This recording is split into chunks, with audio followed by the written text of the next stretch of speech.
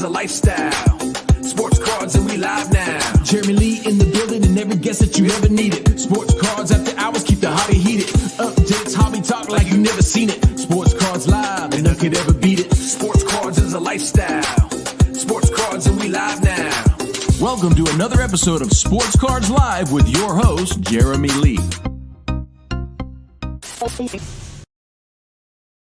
All right, everybody, what is going on? Welcome to a special live stream episode on the Sports Cards Live YouTube channel with Filthbomb Breaks. Steven is going to join us. Today is May the 6th, 2024. My name is Jeremy Lee, and here we go. It's been a while since I've been on.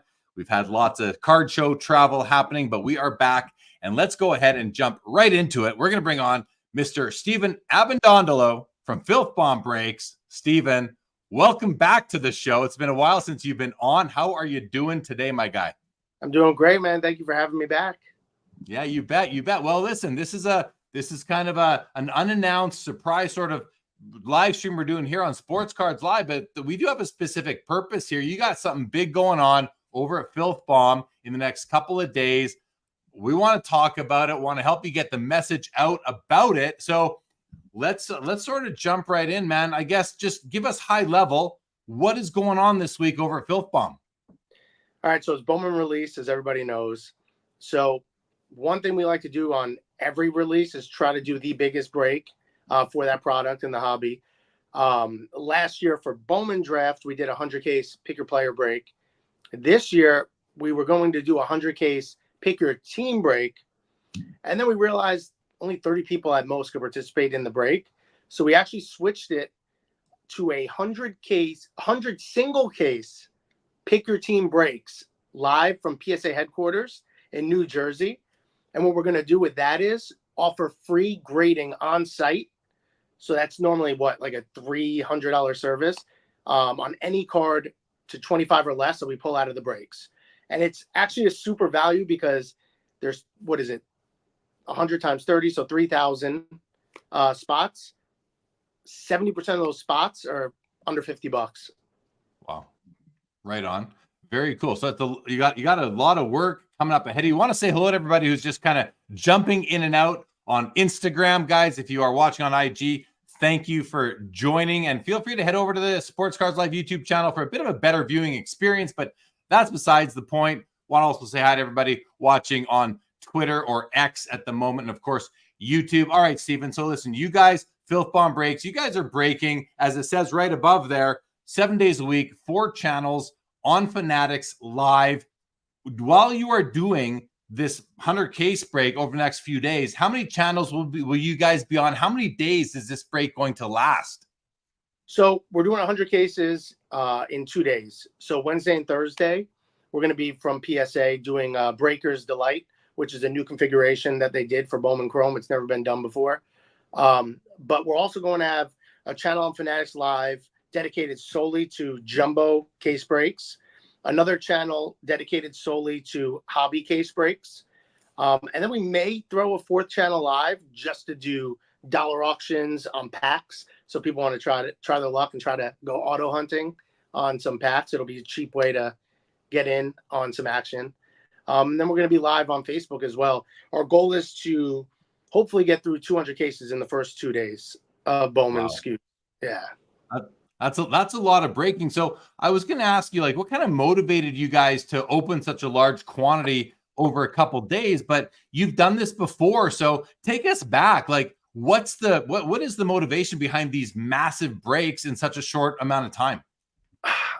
I think when we set out from the beginning, we wanted to be the biggest. We wanted to be the best, biggest, baddest, the best. And I think by doing this, it really separates us.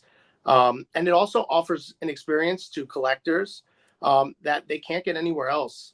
There's people out there that want to get in breaks like this, but just can't get it from anywhere. So by offering it out there, we've seen people being so receptive to the types of breaks, whether it be Top Series 1, whether it be Bowman Draft last year, and we kind of just rolled with it. We wanted to go bigger this year, actually, and then we tamed ourselves, but it's coming in the future. I love the ambition. I really do. I mean, get bigger, get better, always improve.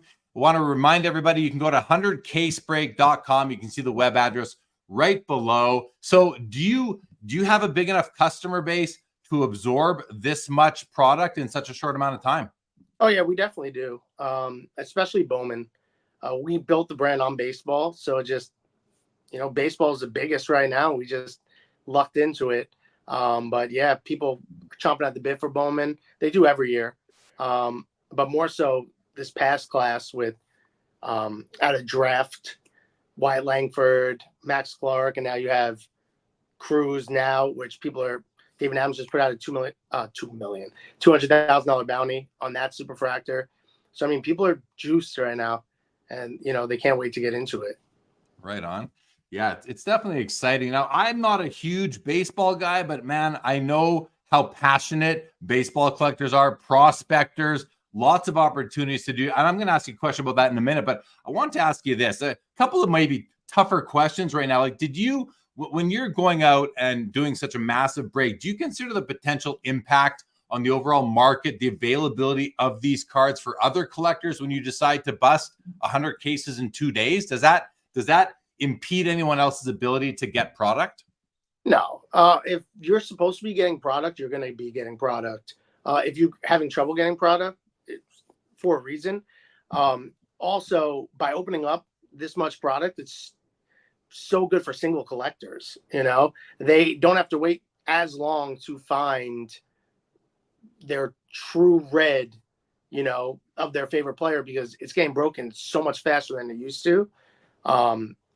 And yes, people are collecting wax, but I feel like way more wax is being ripped now than ever before.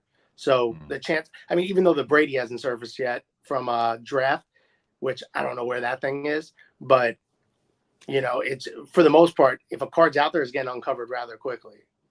Yeah, no, it's a lot of product to bust in a couple days. Is there any financial risk with such a large scale opening, considering I believe you have to front the funds to buy all this product? Is there any risk with that? How does that impact your cash flow, or are you guys ready to go and everything's just working nice and smooth? Yeah, knock on wood, there's always a risk. But the turn through on this type of break is just so fast that, but yeah, there's always going to be some sort of risk, natural disaster, anything could happen. Yeah. The economy could just crash, but for the most part, we built ourselves up to the point where we're able to take this type of risk and not really view it as a risk. And then there's also the risk of the value of the product. So fill us in a little bit. Typically over the past few years with Bowman baseball, how does the price of the unopened cases and boxes, how does that typically move post-release day? Every single year, every single Bowman product, I would say 90% of the time, minimum, price of wax increases first 14 days. There's not necessarily a rhyme or reason for it, because there is a lot of this product produced, but it is the demand. So it's not like if there's 20,000 cases produced, just for example, Breaker's Delight.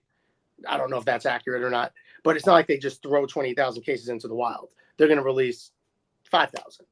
So it's automatically going to just drive, the demand for getting more ripped.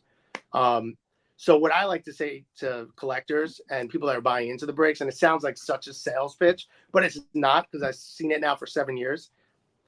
If you have an opportunity to get into a 100 case break, even though we're not doing that now, but 100 cases right now are up for grabs, do not wait if you're going to do it anyway. Now, I'm not saying go do it if you can't afford to, but if you were going to buy it over the next month, forget about it. Just buy it now and don't buy it over the month, because we actually lose out on profits by doing it this way and not trickling it out. But from a consumer standpoint, you're actually going to save yourself 15% in that range by not gradually buying your team 500, 520, 550. By the time it's said and done, it's $600. You're just getting all knocked out in one shot. The prices are locked in. Right. Is there any sort of competition amongst different breakers whereby some might say, well, the Filthbomb is doing 100 cases here in 2 days. that's a little excessive, or that might be detrimental. Do you ever get any pushback like that from any other breakers? Yeah, and then I ask how it's detrimental, and the answer never makes sense. Yeah, So because it's a lot of hate. a lot of well, that's par for the course, right? But I like what you said a few minutes ago that I don't know if it's like Tops or if it's the distributor or whomever that is sort of trickling it out slowly so as not to flood the market right away, thereby potentially bringing down the cost of the product. It's controlled, it sounds like, and that's probably in place to protect the LCSs, the breakers, maybe even the customers a little bit. Does that kind of make sense, resonate with you? Yeah, I'd say it has to be that way. Product's going to plummet, singles are going to plummet if everything comes out at the same time. There's not enough money in the hobby to sustain that many, singles hitting the market. Everything's going to just drop. And there is a little bit of a plan coming. You got to, if you're watching, stay tuned for a couple more minutes. We're going to talk about the plan to get those cards into the market. But so again, this is a huge break. Logistics wise, do you guys have a plan to manage and distribute all these cards that are going to be broken from the cases over the next couple of days? Like, do your existing processes and logistics, are they capable of handling this much volume from 1 or 2 days of breaking? Yes. I don't think there's many companies out there in the sports car breaking world that have a bigger team when it comes to the shipping and sorting department. We've overstaffed from the beginning, anticipating getting to this level. Now we're kind of understaffed compared to where we are, but we're hiring. So, I mean, we have more than enough capable bodies that have been, we have cheat sheets for our sorters, what to top load, what to sleeve. I'd say probably we're going to have 20 people sorting and shipping. So, okay. Yeah. And we're even bringing people with us to PSA so that doesn't get backed up. So everything's getting sorted in real time. So you're ready for it. You got everything. You got everybody scheduled, ready to go. We got someone in the comment. Mark in the comments is asking, how many boxes are there in a case of Bowman Baseball 2024? There's 3 different SKUs. So you're going to have the Breakers Delight's going to have 6. Hobby's going to have 12. And Jumbo HTA is going to have 8. Okay, there you go, Mark. Mark also says, I know it's not yours, but that is one awesome room. So there you go. I think he likes your room with the nice neon sign back there. All right. So can you sort of talk a bit? Okay, you've kind of dropped the hint about being PSA. I'm just going to ask you the question as if I never heard that. Can you explain where you will be breaking the 50 cases on day 1 and the 50 additional cases on day 2? Tell us kind of, okay, so it's PSA. We know that. Tell us about that. How did that come about? Why are we doing it that way? All right. So before they were actually operational in New Jersey, we had the idea. We were like, we want to be the first to break at PSA. So we actually did a break there, but there was no grading. We didn't even know that the grading wasn't set up yet. It was like a shell of a building. So now we revisited it and we were like, you know what? We really want to do this and do it right. So we contacted them and we put something in place, and we're literally going to grade on site. It's going to be slabbed up and with us by the time we leave PSA. So we're going to be from PSA headquarters in New Jersey. And this is going to be one of the first times you're going to get in the break on Wednesday, probably get the car delivered to you Monday, Tuesday, and it's going to be in a PSA slab. Wow. Yeah, that's a really convenient service, especially with wait times and having to be a member. You guys are going to kind of fast forward through all that. I think that's really cool. Your customers must be really excited about that. Now, there's going to be thousands of cards coming out of these cases over those 2 days at PSA. So I can't imagine you're slabbing all of them. What is the threshold that you guys have set for which cards you're gonna actually have graded at PSA? It's got to be numbered to 25 or less. Okay. Any anticipated value, or just everything numbered to 25? Everything numbered to 25 or less. We're doing Breakers Delight, so everything's autographed. So we're going to see roughly 1,800 autographs. Now, let's say I'm a customer and I've hit one of these cards that's going to get graded. Am I going to have to am I going to be upcharged by Filthbomb or by PSA for the grading? How does that work? Who's paying for No, that? it's all included. It's included in the price of your team. So there's literally $20 teams, $10 teams, $40 teams. It's all included. So I mean, it's if I'm buying into the Filthbomb Breaks because it doesn't make sense not to. No, that's it's an amazing service you're offering, Stephen. Like I'm really impressed, man. So you've impressed me since the moment I met you, but I'm really impressed by that, and I think it's going to be a winner amongst the group breaking community and your customers. So congratulations! I just want to commend you on that decision. I think it's really awesome that you're going out of your way, and kudos to PSA for accommodating you guys to come in and do that as well and get those cards graded quickly. It is really exciting. Tell us a little bit more about Bowman as a product. Again, I don't open Bowman baseball, so I'm curious. Is it a product that is mostly for, are we hunting autographs? Are we hunting for serially numbered cards out of 25? Is it a prospecting product? Is it a set builder's product? Tell us a little bit about the right kind of collector profile for Bowman baseball. So what's cool about Bowman, what's different so Bowman draft is completely prospecting. It's all the draft from that year. Bowman is going to be guys that were left off the checklist for draft from that draft class, as well as some international signings. But then it's also going to have rookies. So that's what makes Bowman so interesting is you could prospect, but you could also go after who you think is a sure thing, like an Ellie De La Cruz, Yamamoto.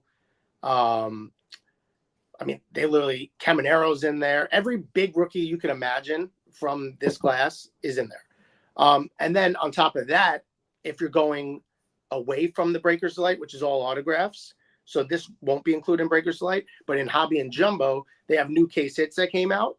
So the inserts of those anime, they redid the 55 Bowman design, and now they got anime cards like Otani. So now you could chase veteran players as well, which was always the case, but not to this magnitude of actually having an SP case hit of a veteran. It used to be, a case hit, but like cornier. They also came out with, from last year, the Spotlight inserts, which were supposed to be case hits. They were actually super common, but it was one of the nicest inserts probably to date of any Topps product. They're making those case hits this year as well. And those are going to have, prospects and rookies as well. So it's going to be, I've said it since beginning of last year, every product they've come out with, they've made it better than the year prior. And this is just another example of them doing it. People are saying, how can they possibly do it? They used Brady already. So how many more rabbits can you pull out of the hat? But they brought Pete Rose back for the first time since late 80s, which is going to be the first time we're going to have a Pete Rose Topps card potentially with the Retrofractor. Bob Gibson. So those are more chases and just inserts, and it's going to be a home run product. No doubt about it. Yeah, I was going to say, you kind of said it yourself, but it sounds like you're actually really pleased with how Topps has evolved the product year over year. You went on to basically say exactly that. I want to say, Mark says, oh, he meant my room. Thank you, Mark. Yeah, this is my room. This is my office, my studio. Jake Dahl, Stephen, Jake Dahl says, out of 100 cases, is it a guarantee that a Superfactor 1/1 will be pulled, auto or non-auto? What do you think of that? No, there's never a guarantee. We have a $7,500 bounty that we're starting off with throughout all our channels. So if you pull a 1/1 Superfractor, your team, it has to be autographed, obviously, $7,500. And then after the first 75 cases that are ripped, it goes progressive and it'll increase $100 every time. Last year we had it up to like 38,000, I think. Somebody got that in break credit. So it's like, wow. Yeah, I mean, the Superfractors are not easy. You either get super hot or super cold with them. You mentioned earlier that there are, in this year's Bowman, there are going to be some SPs. Are those going to be graded by, will the unnumbered SPs be graded by PSA as well as the numbered, or is that outside of the, those aren't going to be in Breakers Delight. So no, it's only autographs. So those are only in Hobby and Jumbo. But yes, if we were doing jumbo, those would be graded as well. Right on. Want to say hello to Rage, who's in the building. What's going on, Rage? And Jake Dahl says, awesome break and awesome service you guys are offering. Yeah. Sounds really good to me as well, Steven. So that's just pretty awesome all around there. Next question I had for you was, and this is something because, you know, I've got people that watch Sports Cars Live that might not do a lot of breaking.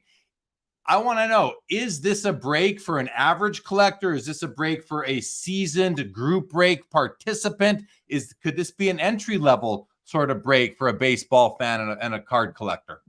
I think there's, especially throughout the SKUs, right? Like, so you have your blasters, 30, 40 bucks, but even a hobby box, it's not too expensive, but getting in a break format of this, there's teams like the Guardians, 10 bucks in a HCA case. It has one auto on the checklist, but even in hobby or jumbo, it's like 15 bucks. So there are different entry levels.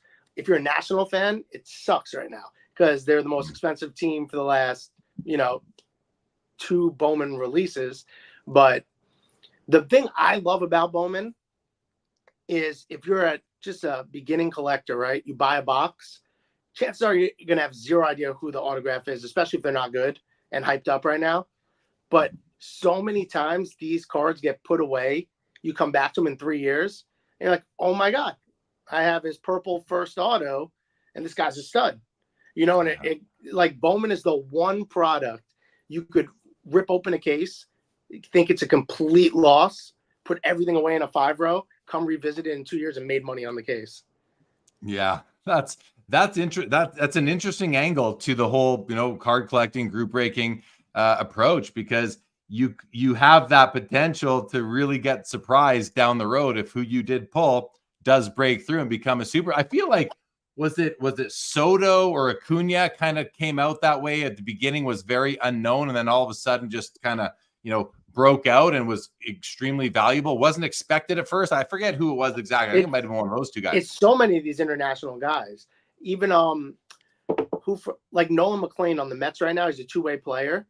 His autographs are going for nothing. And like that's somebody that gets the call, pitches, hits. All of a sudden you're going to go in, you're like, nobody cares about him right now. And you're going to have base autos or gold autos that are 40, 50 bucks right now that are going to be 800 bucks, and it's like, it happens like this with Bowman. So with all that said, I mean, in the past, we've seen first Bowman Chrome Superfactor sell for upwards of $4 million, like Mike Trout sort of thing. Do you see anyone from this particular year at this point who could have that type of impact on the market in the future, or is it just way too early? I mean, if you're going to say someone, you got to go with Cruz, but what's funny is it's always the guy that you don't think, it's always like somebody that we're not even talking about that that's not even on my radar. And they just work their way up through the ranks. And it's like, holy smokes, this guy's a stud. But I mean, if I had to put money down right now, I'm going to put it on Cruz. He's MLB ready right now. He's a stud. But like anything could happen. That's the beauty of the prospecting game. And I think people, not only do they invest because they want to make money, they want to just be right. There's something to just being correct, being like, I knew it. That guy was a stud. I knew it, and no one else was invested in him. So if someone who kind of picks the right guy, not only do they get the pride of being right, but if they also bought into breaks or, bought that guy's cards, well, now they've not only got the pride of being right, the bragging rights, they also have the financial reward as well. Pretty cool. Rage says that Austin Riley was like that. Thanks, Rage, for calling one guy out. And Chris Helinsky says, what's the plan? Do you sell the studs and hold the lower level prospects, or vice versa? What do you think about that, Steven? So I rip a ton of wax, all right? Like I'm a wax crackhead too. I don't just sell breaks. I rip. The thing that I find the smartest thing to do with Bowman, this is my secret sauce. If you're going to rip cases open, I wouldn't even grade 99% of the time, unless you're positive it's a 10, it's a huge card, and you're going to super express it, pay like $500, $700 to get it back fast. Most of the times, getting it up immediately is going to get you the same price as if you waited a month and got it back PSA 10. So I'd say you sell the studs right away. Anything good you sell right away, unless it's something that, that's my guy. I'm going to PC him. I'm going to grade it. I'm going to hold it. Anything else, I'd rather go down with the ship. If I'm going to get $5 for an autograph right now, I'm not selling it. I'm putting everything away. And more times than not, the only time I really got burned doing that was 2019 Bowman Chrome with Alexander Canario. Like, nobody panned out in that. I got crushed. And I went back through my bins. I'm like, oof. But most of the time, you're going to go back through there, and there's going to be like 2 or 3 guys, and you're going to be like, wow, I had a gold. Wow, I had an orange of this guy. Where at the time it was $30-$40, and now, it's 25, 30x what it was. So if you're going to rip it, sell the good stuff. Don't even grade it unless it's something really good or for the PC, and just hold everything. There you go, Chris. There's the answer from the man himself. That makes a lot of sense to me, Steven. So if I was Chris or someone open to that advice, I'd probably follow that as well. I want to, again, just say hello to everybody. We got over 30 people watching on Twitter or X right now, YouTube, hello, and Instagram. Thanks, everybody who jumps in and out of there. All right, Steven, anything else you'd like to just mention before we wrap up about the 100 case break? Guys, check out the website right there, 100casebreak.com, filthbombbreaks.com. Look them up if you're not already. I'm sure you are. Steven, thanks for joining me. Fun to meet up, do a quick, we're under half an hour. That's great. Fun to do a quick little live with you tonight. Good luck with the break. It's exciting. I'll be following along and wishing you and all the people that buy in all the luck and all the success with the break. So congrats on the endeavor. Kudos to Filthbomb and PSA for stepping up on this. I think it's awesome. And thanks again for joining. Thank you. Thanks for having me. All right, guys. And with that, we are out of here. It's Monday. Hope you had a good start to the week. Have a great week ahead, everybody. And if you are buying into the Filthbomb 100 case break, good luck with that, everybody. Have a good rest of your night.